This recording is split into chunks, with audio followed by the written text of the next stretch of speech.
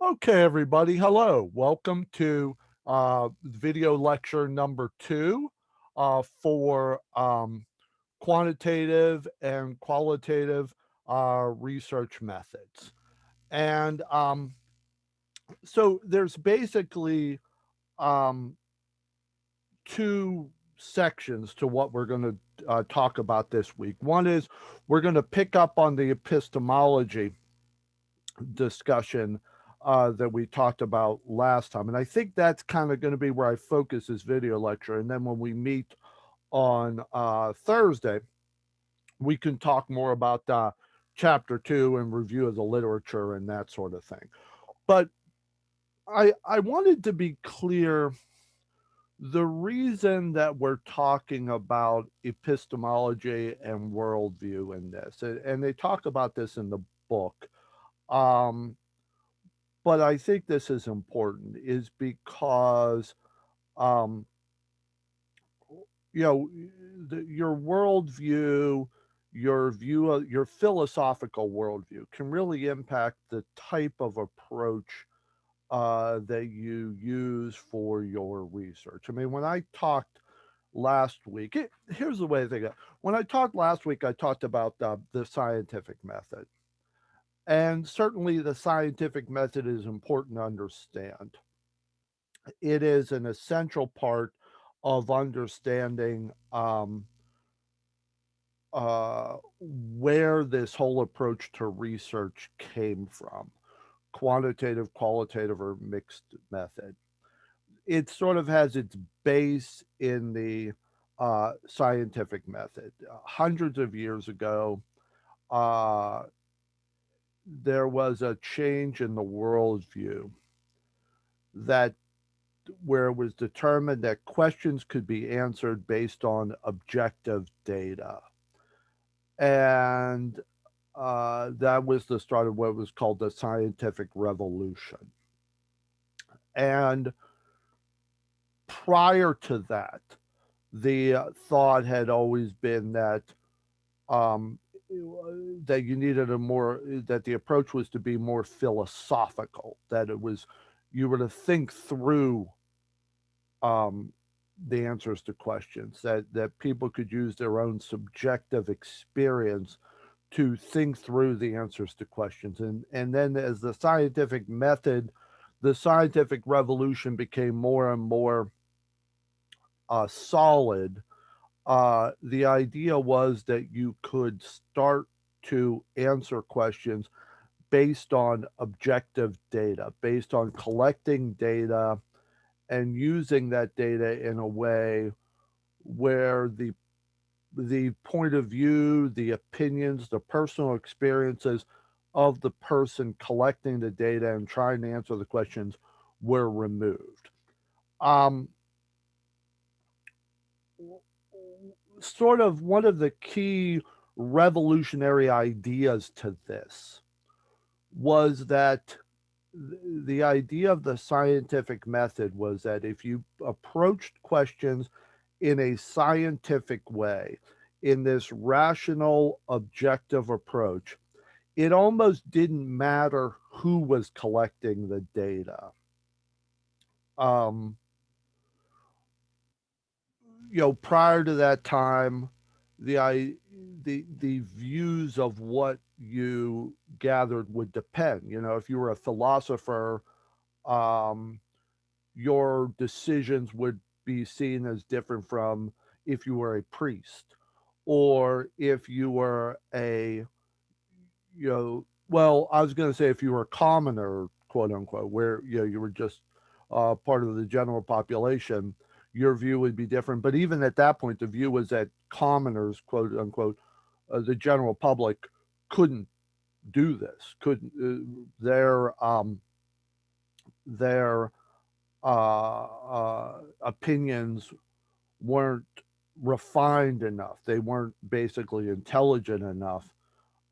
This was hundreds of years ago to form their own opinions. The general public was to take the decisions made from the more intellectual class or the religious class or whatever. And so there was this real sort of hierarchy, or at least this compartmentalization of who could ask what question, or who could try to answer what questions.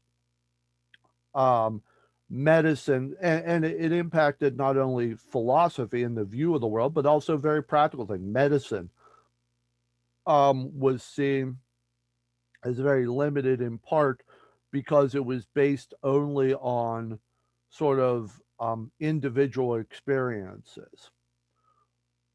But as the scientific method became more and more accepted, the idea was that if you used a rational and objective approach to answering questions, it didn't matter who did it. If you were following the scientific method, it didn't matter whether it was a priest, whether it was a commoner, whether it was um, a philosopher, an academic, a banker. It didn't matter. If you were following the objective method, the scientific method, it didn't matter who was collecting the data. Who they were was removed from the results that you received. And the onset,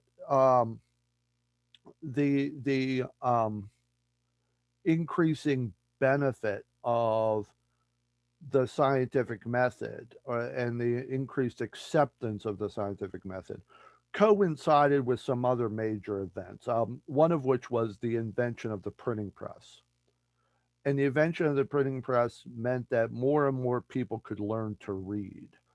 And the more people could learn to read, the more they could find um, evidence for uh,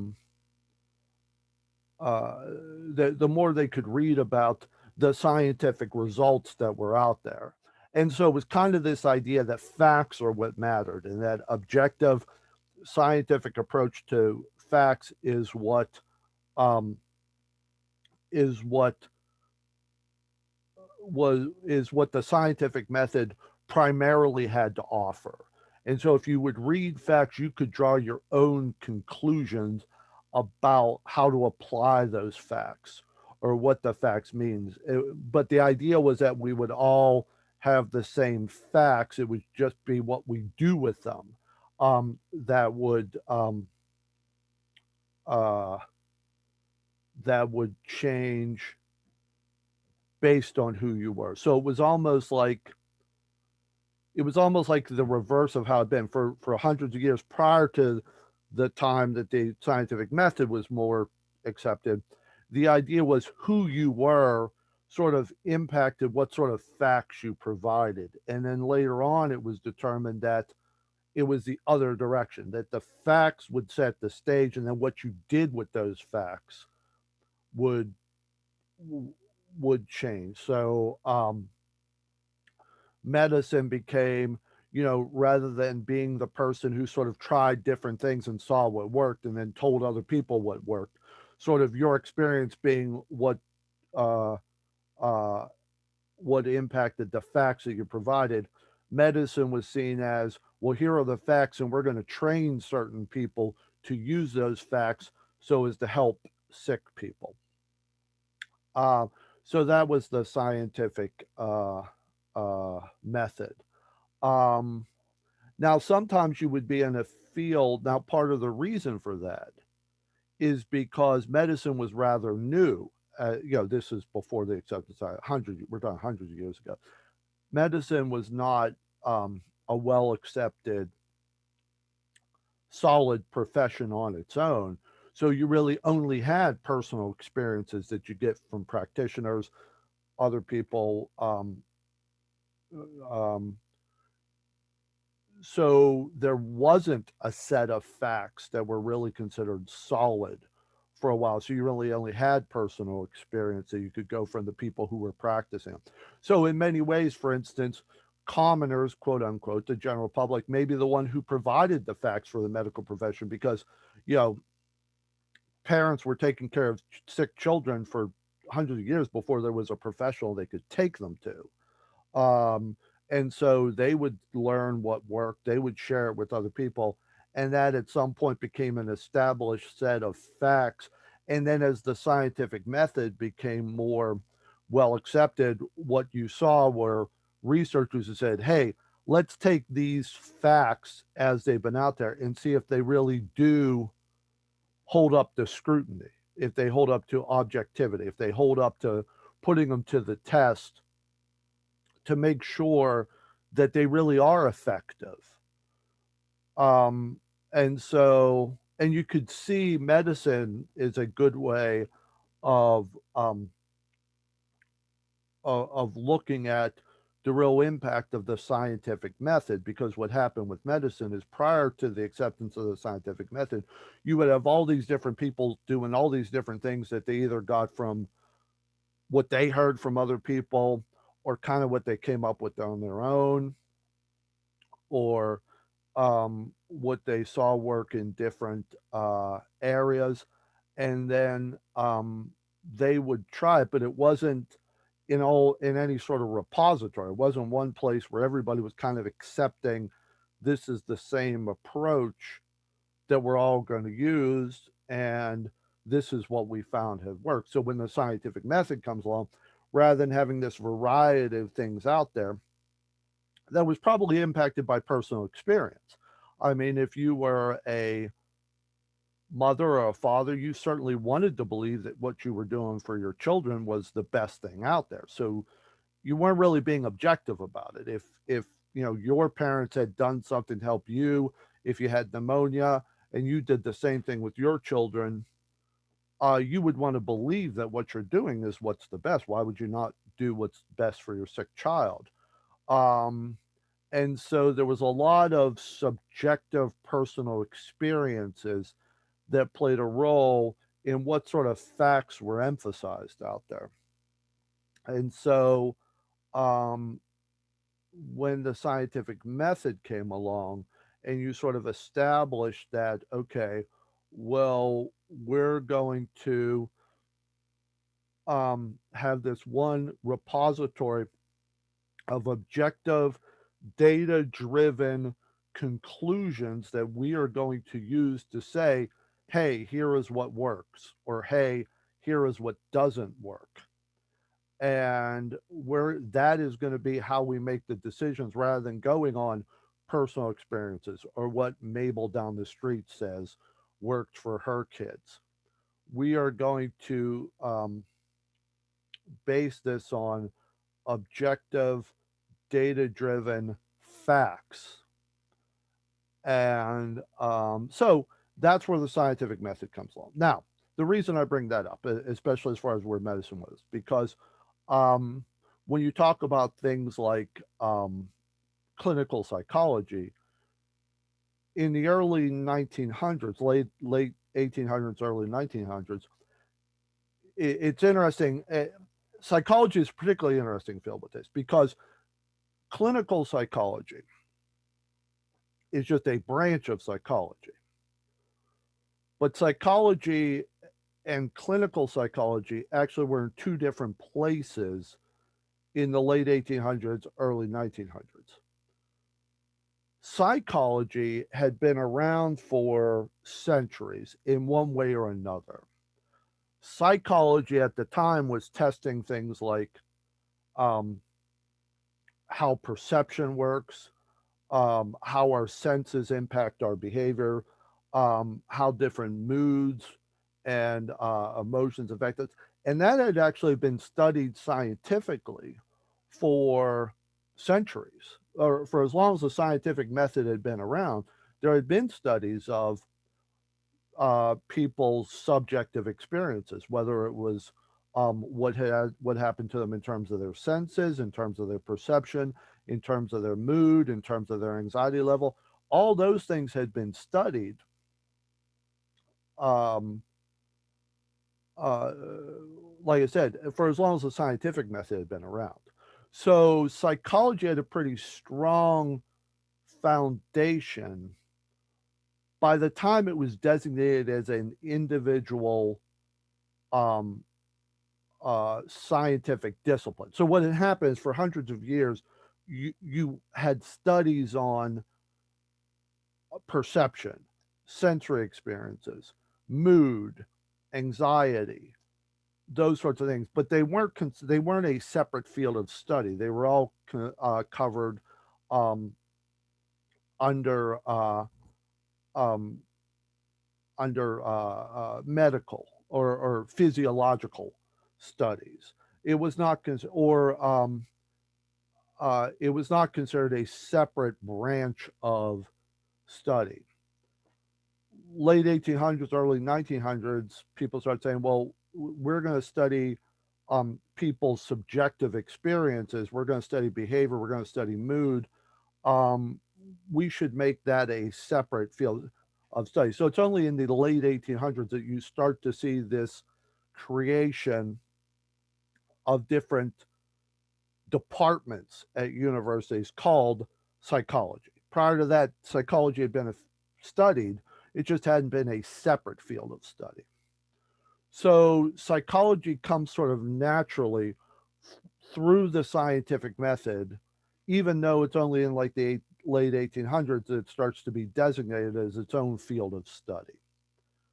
Clinical psychology is different. Clinical psychology, the idea of the quote unquote talking cure, the idea that talking with someone, helping them learn different ways of dealing with things, helping them open up about their emotions, dreams, personal experiences, could actually lead them to get better. That only starts as an actual field late 1800s, early 1900s, really with Freud. Um, there were predecessors of Freud who had done it, but even they were not focused on the talking cure. For instance, Freud was big on hypnosis for a while. There were hypnosis was being used prior to that, but it's only with Freud that you really start to get this idea of there being something even close to what we call therapy now. Um, Prior to that, anything having to do with looking therapeutic was really considered a basis of neurology. It was really considered a field of clinical neurology. By the way, psychology as a general field, when it branches off into its own thing, um, a lot of things that were studied in uh, in in uh, in psychology were actually considered to be in neurology departments prior to the late 1800s. Pavlov, for instance, the one with the dogs and the saliving when the bell rings. Pavlov's was in neurology. He was a neurology academic, and then his field later on became psychology. But clinical psychology comes out of the clinical neurology departments, but in its infancy was just completely different from the neurology departments.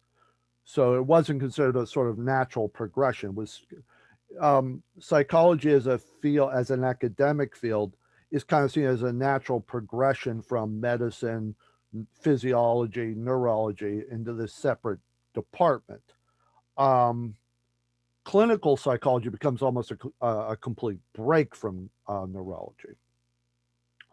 Freud was a neurologist, but by the time he started practicing his clinical work, he was pretty much criticized by a lot of his colleagues because he was just seen as having gone off the rails as far as anything even resembling neurology. So, anyway, why is that relevant? Because that's why at the beginning, clinical psychology doesn't have a strong scientific method to it. Freud, Jung, Erickson, Adler, Anna Freud, Freud's daughter, who is considered to be pretty much the founder of clinical child psychology. Um, all of those individuals pretty much use the case study method. Um, the Freud's works are almost philosophical, as are Jung's work are definitely philosophical. There is some attempt to collect data, but for the most part, um, uh, their writings are, like I said, more philosophical, more case study method. Scientific method comes along in clinical psychology later on. So, and that's sort of the same progression you see in medicine. Medicine sort of has this case study, um, individual experience, and then the scientific method gets put into place. and then it starts to become more of the scientific discipline that we know today. Clinical psychology has a shorter timeline, but sort of the same progression there. So, why do I go through all that? Because right now, what you are seeing in clinical psychology and other fields is this focus generally on the same thing the scientific method is trying to get at, which is objective data where it almost doesn't matter who's collecting the data. Um, the assumption being that if you collect it in a certain sort of structured way, you will get the same um, responses from the individual. But there are different worldviews, and the scientific method is not seen anymore as the only worldview. So I'm going to go through what you have in your book to put it in a bit of different perspective. But you have basically three different, four different worldviews, only one of which is associated strongly with the scientific method. That worldview is called the post positivistic worldview. Um, so um, now the post positive includes with it the scientific method, but the reason it's called the post positivist view is this is when the application of the scientific method to behavior comes into play. So basically, it's a recognition that if you apply the scientific method to the understanding of anything having to do with humans, so this would be not only psychology, but sociology, comparative religion, any sort of religious studies, um, economics, anything having to do with humans, you can't be sure of the absolute um, certainty of your data and conclusions, because when you're dealing with humans and the actions of humans, you can never be absolutely positive. It is a recognition uh, that it is a recognition that um, you when you're studying humans, um, you cannot control for every variable, because that's the one big thing that the scientific method, when it comes to studying humans, has from the scientific method as it's applied to other fields.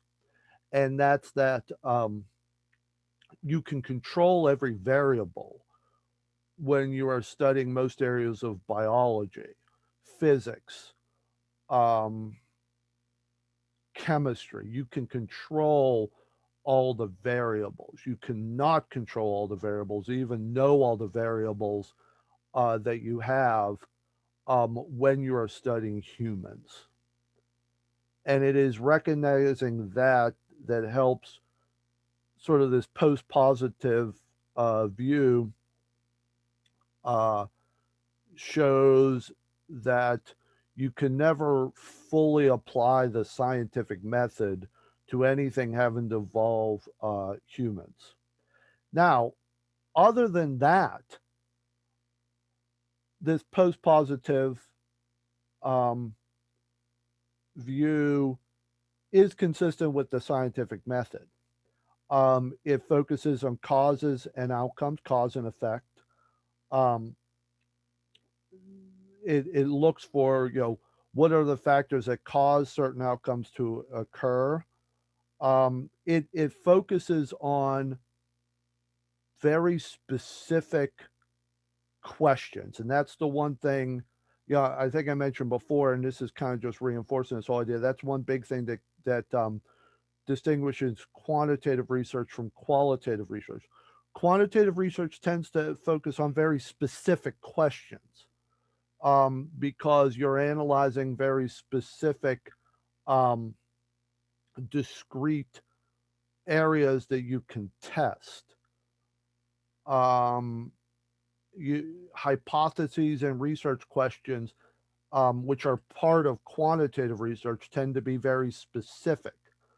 Um, and so um, quantitative research tends to be focused on very limited um, questions, and it is seen as being a way to find the objective um, view of um, of the world, of facts. Basically, there are facts out there. Facts are the way the post positivistic view goes. Facts are out there. Facts are these small, concrete pieces of information. The way we find them is by having very specific research questions and very specific hypotheses that help us identify these very specific facts, and that to understand human behavior or the human experience overall, it's like a puzzle. Very much the post-positivistic view is that human understanding human functioning is like a huge jigsaw puzzle, and what we're trying to do is um, find each little piece and put them together to build the whole puzzle. Um, and the only reason that the post-positivistic viewpoint exists is a way of reflecting that we understand that when it comes to studying the human experience, human behaviors, anything having to do with humans, we can't control for all the variables. And that makes it different in terms of how the scientific method applies. Now, and it really stresses the idea of objectivity. Now, objectivity is a part of all research, but objectivity is really stressed in the post-positive because it's associated with the scientific method. Okay, let's go on to the constructivism, um, and that has to do with um, that what is it is seen as sort of the underlying worldview that often is associated with qualitative research. And it has to do with individuals seeking an understanding of the world where they live. Um, and it's trying to get at the heart of everybody's subjective experiences. So it it doesn't take away from the idea that you're trying to be objective in gaining information. It's just that the data that you are trying to gather is data relating to how the individual is subjectively experiencing things. Sort of this idea that there are these facts. With the post positivity, the scientific method is just this idea that there are these facts that underlie human experience, and that the facts are true across, that there are certain facts across all human experience, or at least members of a population um, that are out there that can be found. So even if you break them down by geography, racial makeup, socioeconomic experience, at least in those populations, there's experiences that are consistent. Qualitative focuses more on the idea that much of what everybody experiences is subjective, and that there may be commonality not in terms of the specific facts, um, but more on the themes, the general concepts that drive someone's behaviors, as opposed to the um, um, just specific facts. And so this is the qualitative approach to research. Qualitative approaches to research tend to focus on more open-ended questions. So instead of asking someone to um, rate themselves on a scale of 0 to 5 as far as how depressed they are, or how anxious they are, or how upset emotionally they are, which would be part of a quantitative approach. Qualitative approach might ask the person to simply describe their mood and to give them as much time and open endedness as you can to answer the question in their own way. Uh, and to listen to the person um, based on their own subjective experiences. Now, one of the benefits of this construction is that the idea here is that we all develop our views of the world based on our histories, our experiences, our cultural norms. All of those factors play a role. And then if you allow more open endedness in how the person responds to the question, you give them more room to show you all the themes that are playing a role in what they do and how they affect their individual lives. Um, so you are really looking in qualitative research, you are really looking strongly for information about how the person is constructing their view of the world and how they're constructing meaning in your world, in their world.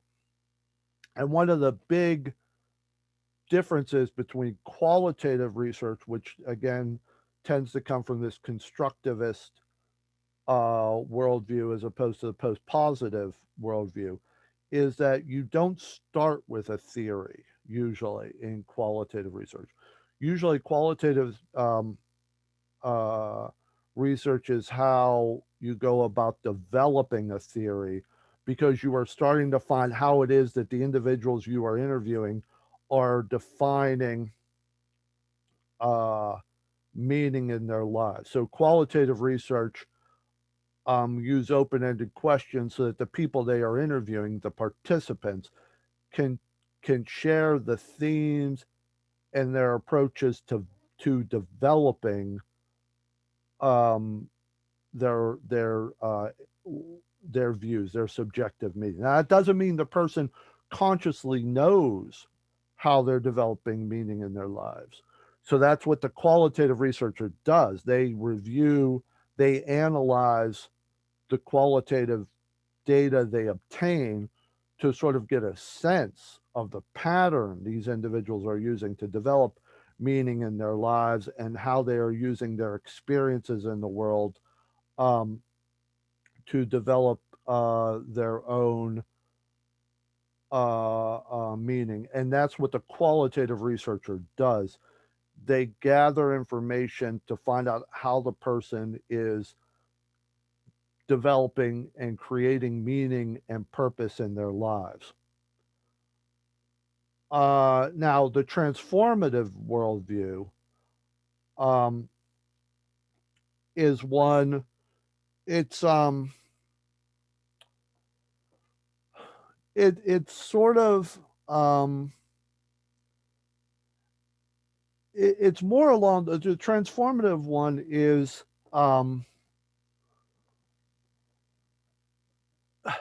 it's less objective than the quantitative and qualitative. The transformative um,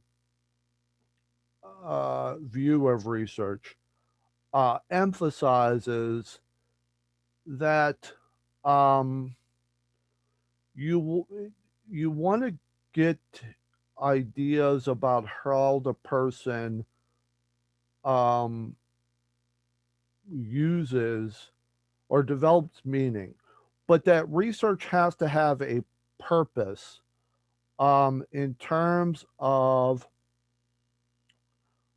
uh, helping to have a more inclusive understanding of the human experiences. So transformative stresses that a lot of the research done has tended to marginalize groups and individuals. and has tended to, and that particularly quantitative research has tended to really stress um, power for certain individuals and has helped to reinforce discrimination. And so postpositive tends to be more critical of what's been done. So it's meant to add to theory, but in a more critical way of identifying where the problems were with uh, uh, theories and um, to help identify. So its main purpose is to help identify where the theories that are out there or where the understanding that is out there has helped to marginalize certain groups or has led to certain groups having less power or less influence. It's very similar to the constructivist point of view, but it's more um, activist than the constructivist. Qualitative researchers still see themselves as being objective. That even though um, they're taking a different approach than the quantitative researchers, the idea there is still that they are just presenting data as it exists. They are showing the world as it exists. There's still this very objective stance from the researchers. Transformative worldview does take into account. It's more similar to qualitative research, but um, it doesn't shy away from stressing that research has to have a political uh, and or social change aspect to it. That there's no purpose to research other than confronting the difficulties of social oppression wherever it occurs. So it's often associated with an action agenda. Research from a transformative worldview has a often has a change agenda associated with it. That research is useful and meaningful only if it brings with it some sort of guidance for how to change and lessen oppression throughout the world. Um, and um, there also is more of a function. What's interesting about the transformative, even if you don't take a transformative view, like as strong a transformative worldview, one thing that the transformative worldview has offered, as far as helping primarily with qualitative research, is this idea that the participants, the ones you're interviewing, can help to change the questions and can help you develop better data processes. So what's interesting about it is where from a very practical basis in terms of how the research is conducted is qualitative research from a constructivist worldview tends to be, this is how we're going to do it. We're going to start here. We're going to go through the research and our planning and what we know about quantitative research. And we are going to say, okay, this is how we're going to do it. And then we collect the data and then we analyze the results.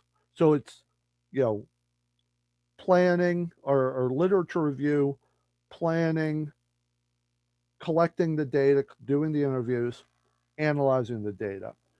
Transformative tends to be more of an ongoing process.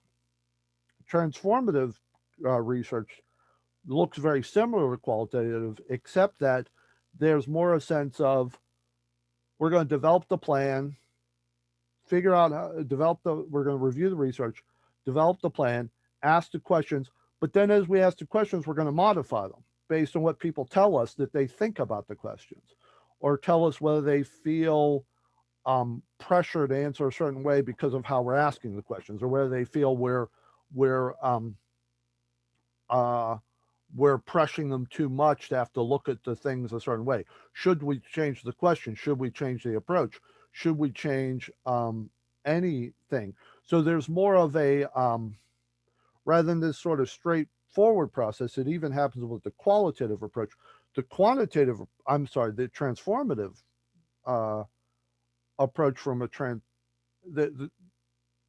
from a I'm sorry, qualitative research done from a transformative approach tends to be straightforward, and then when it gets to collecting the data, there's more there's more of a circular method. The process changes as the process leads to changes in the process.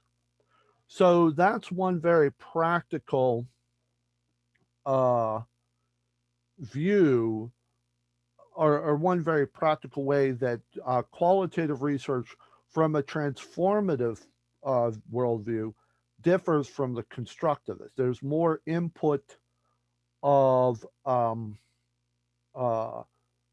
in terms of using information that you get from the participants.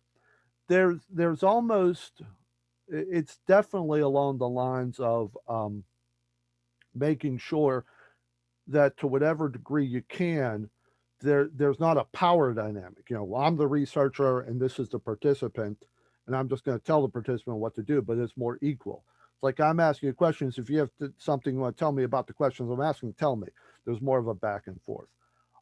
Just to give you a sense of, and they mention this in the book, the categories that tend to be more associated with this worldview include feminist theory and Marxist theory. There are others, but those are two of them that are common ones.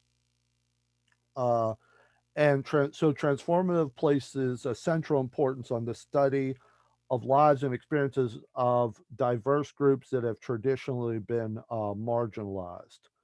And there's a particular focus on how their lives have been constrained by oppressors and strategies that have been used to resist, challenge, and subvert any attempts to change um, those inequalities.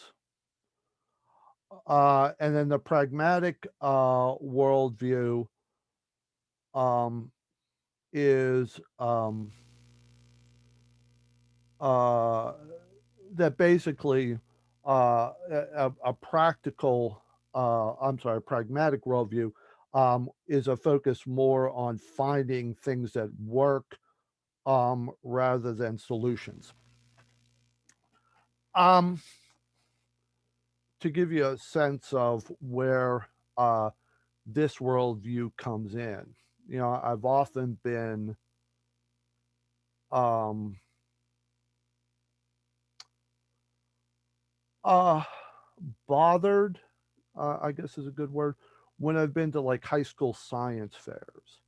Because for the most part, high school science fairs tend to focus on research from a pragmatic worldview.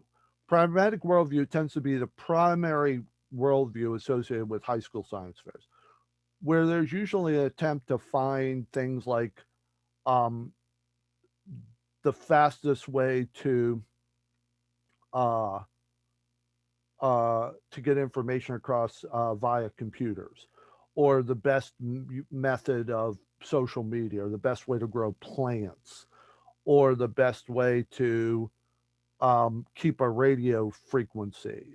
There tends to be a focus on practical applications. Medicine certainly would be um, a, uh, a sort of the